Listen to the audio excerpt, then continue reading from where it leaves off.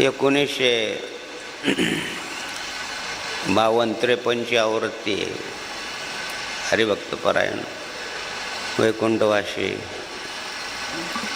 मामासाहेब दांडेकरांची. आता राहुल भाऊने आणून दिली, पाहिलं काय सखोल ज्ञान आहे महाराज. प्राचार्य असताना सुद्धा माऊलीच्या कार्यासाठी स्वतःचं सर्व समर्पित केलं, पगार वगैरे सर्व.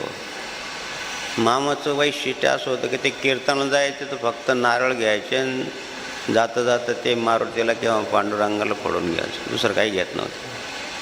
त्यांच्याबरोबर राहणारे एक होते आहेर बाबा म्हणून पालीकडचे.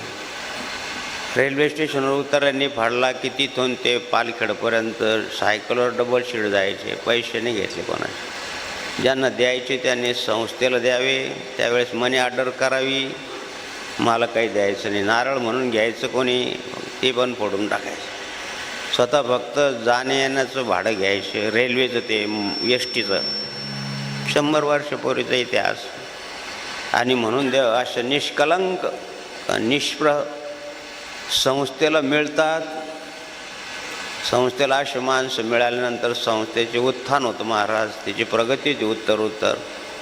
स्वार्थानं भरलेले लोक कोणत्याही संस्थेत आले तर ते संस्थेची अधोगती होते, संस्थेला कीड लागल्यासारखं येते. आणि म्हणून द्या हो, माऊलीचं काय एवढं वर्णन करावं. त्याने जीवनच समर्पित करून घेतलं.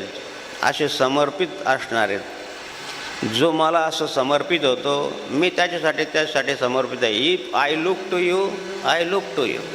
साईबाबाचे खाल्लेले असतं, तुम्ही जसं मला मी जसं तुम्हाला, जो जसा मला मी जसा त्याला. हेच या श्लोकाचा अर्थ आहे. तुम्ही ज्या ज्याप्रमाणे देवदेवतांची भक्ती कराल त्या त्या पद्धतीने मी तुम्हाला देईल. जे तुम्ही द्याल त्याच्यात तो देव येतो, तो घेतो मग देतो.